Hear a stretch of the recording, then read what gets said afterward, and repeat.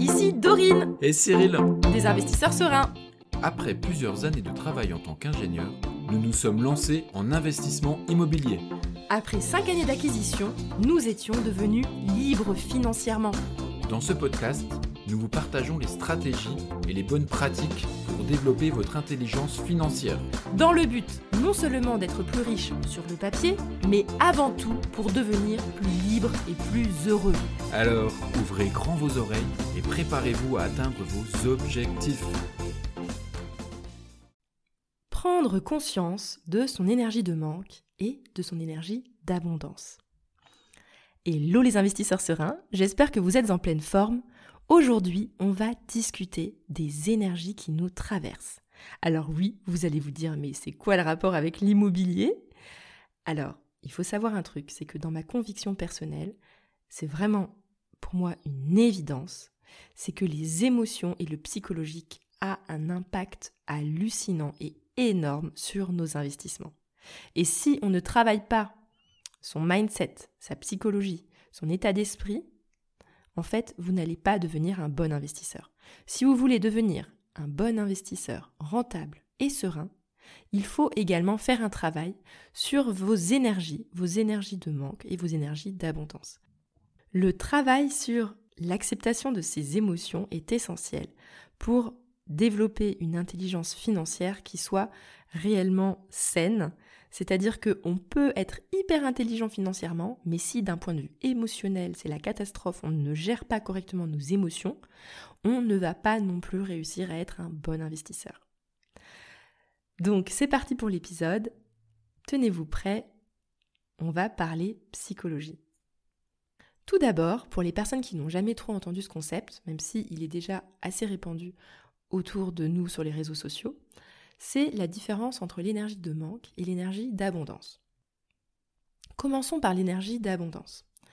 L'énergie d'abondance, c'est vraiment une énergie qui va puiser dans les racines de sa confiance. Quand on est dans un état d'esprit d'abondance, on voit plein d'opportunités partout. On imagine des potentiels de croissance à plein d'endroits. On voit la richesse, on voit les gens qui réussissent autour de nous et on a également confiance dans le fait qu'il y a toujours une solution à un problème. Et notre esprit est très orienté vers le futur, le présent et le futur. De l'autre côté, il y a l'énergie de manque. Quand on est dans une énergie de manque, l'énergie de manque va puiser sa source dans la peur de manquer, dans la peur en général, la peur d'échouer, la peur du regard des autres, la peur de se faire rejeter. Typiquement, quand on est en énergie de manque, on va voir beaucoup plus les choses qui ne vont pas. On va voir les personnes pauvres, les personnes en difficulté, on va voir les situations difficiles autour de nous, on va s'imaginer que les opportunités sont rares, que quand elles existent, elles sont louches, parce qu'en réalité le monde est difficile. On se dit qu'il ne vaut mieux pas trop en demander, parce qu'on va nourrir l'envie d'avoir peu pour éviter de tomber encore plus bas, donc on ne va pas oser demander trop. On va également s'imaginer les risques, les scénarios les plus catastrophiques et se dire qu'ils sont tout à fait dangereux et en avoir très peur. Ça, c'est l'énergie du manque. Est-ce qu'il y en a une qu'il faut plus cultiver que l'autre ? Non, c'est pas ça que je dis.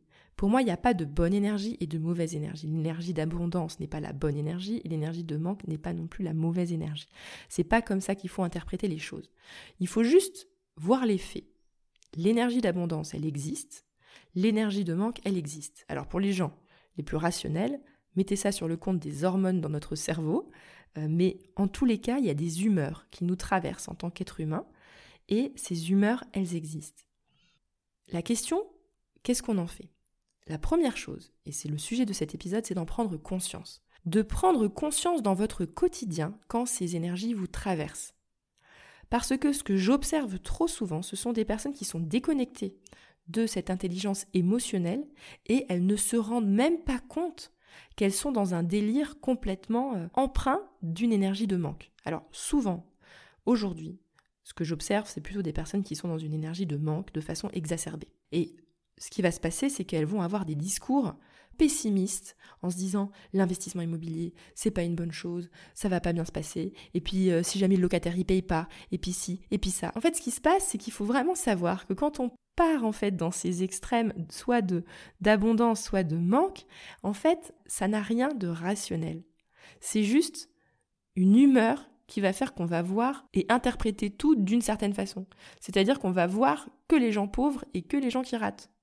On va même pas les voir, les gens qui réussissent, on va pas les voir. On va juste voir tous les gens qui ratent.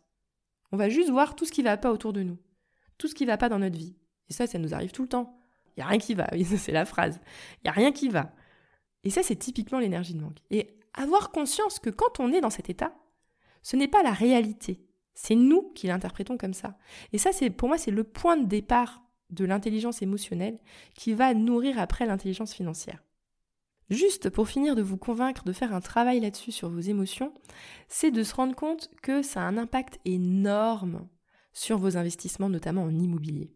J'ai 3 exemples qui vous illustrent exactement ce que c'est que d'être dans une énergie de manque en immobilier. La première chose, c'est quand on vend. On a peur de mettre un prix trop élevé, qu'il n'y ait personne qui veuille acheter notre bien. On a peur, quand quelqu'un nous fait une offre, de maintenir son prix. On se dit qu'il faut qu'on fasse un effort, il faut qu'on baisse le prix, etc., etc. Donc ça, typiquement, le nombre de personnes qui vendent leur résidence principale à un prix trop bas, c'est juste énorme, énorme, énorme, énorme. Et les gens, le pire, c'est qu'ils s'en rendent même pas compte. C'est qu'après, ils sont tout fiers en disant « Ah bah moi, mon bien, il est parti en 1 semaine ». Alors après, sauf si t'étais vraiment pressé et que t'en as rien à faire de l'argent, oui, pourquoi pas. Mais si ton bien, il est parti tout de suite, c'est qu'en fait, t'as pas demandé assez cher. Le deuxième cas de figure, en immobilier par rapport à l'énergie de manque, c'est au moment de l'achat. C'est de se dire, oh là là, il vend un bien à 200 000 euros, oh là là, mais des opportunités comme ça, il n'y en a pas beaucoup, c'est rare, j'ai pas envie de la rater, j'ai peur de négocier, ça se trouve, il va m'envoyer balader, et puis si jamais l'offre, elle se fait pas, après, j'aurai plus d'autres opportunités. Justement, l'énergie de manque pousse, en fait, à payer plus cher. Et le troisième cas de figure également, que l'énergie de manque va nous pousser à faire des mauvais choix, c'est notamment quand on cherche un locataire. Ça, c'est le troisième exemple du coup en immobilier. C'est que quand on cherche un locataire, on va être dans une optique « Oh là là, mais c'est difficile de trouver un locataire. Et puis j'ai posté une annonce, mais j'ai eu que 2 appels. Lui, il se présente, il veut prendre l'appart. Bon, je le trouve pas incroyable, en plus il fume, et puis le dossier est pas terrible, mais en même temps, j'ai peur de rien trouver d'autre, et puis chaque semaine qui passe, c'est de l'argent qui part, de la vacance locative, donc non, du coup, je vais le prendre quand même. Et là, pareil, énergie de manque. Et en fait, c'est ça qui va vous pousser à prendre une mauvaise décision, à accepter un locataire, alors que attendre 2 semaines de plus, 3 semaines de plus, 4 semaines de plus, bah c'est pas grave. Des fois, il vaut mieux attendre un peu et avoir 1 mois de vacances locatives plutôt que de se retrouver avec le mauvais locataire. Et ça, pareil, c'est l'énergie de manque qui va vous faire prendre ce genre de mauvaises décisions. Voilà, j'espère que vous avez compris l'importance de travailler sur cette énergie de manque. Je parle de l'énergie de manque tout simplement parce que c'est celle qui est la plus répandue dans mon entourage et c'est celle-là que j'observe et qui fait faire le plus d'erreurs en immobilier. Je vous avoue, j'ai jamais encore rencontré quelqu'un qui avait un excès de confiance et en immobilier, en général, c'est plutôt les gens, ils ont un manque total de confiance. Mais bon, si un jour je rencontre quelqu'un qui fait des excès de confiance, qui a une énergie d'abondance trop élevée tout le temps et qui fait plein de fautes en immobilier à cause de ça, ce sera avec le plus grand plaisir que je vous en parlerai. Bon travail sur vous-même, observez-vous, observez vos émotions et réfléchissez à tout ça. De toute façon, c'est un long cheminement, c'est pas du jour au lendemain qu'on prend complètement conscience de ses émotions et ça prend du temps et de toutes les façons. Je vais vous dire un truc. Même les investisseurs aguerris les ont. La question n'est pas de la supprimer, cette émotion. La question, c'est juste de dire, ok, c'est une émotion qui me traverse, elle existe, elle est là, mais c'est pas elle la chef, quoi. C'est moi qui suis la chef, c'est pas mon émotion.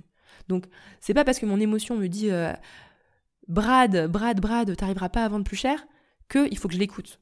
Ok ? C'est 2 choses différentes. L'émotion n'est pas moi. Donc, vous êtes une personne qui va prendre ses décisions de façon logique et rationnelle, de façon posée, dans des moments où émotionnellement vous n'êtes pas trop dans la peur. Ok ?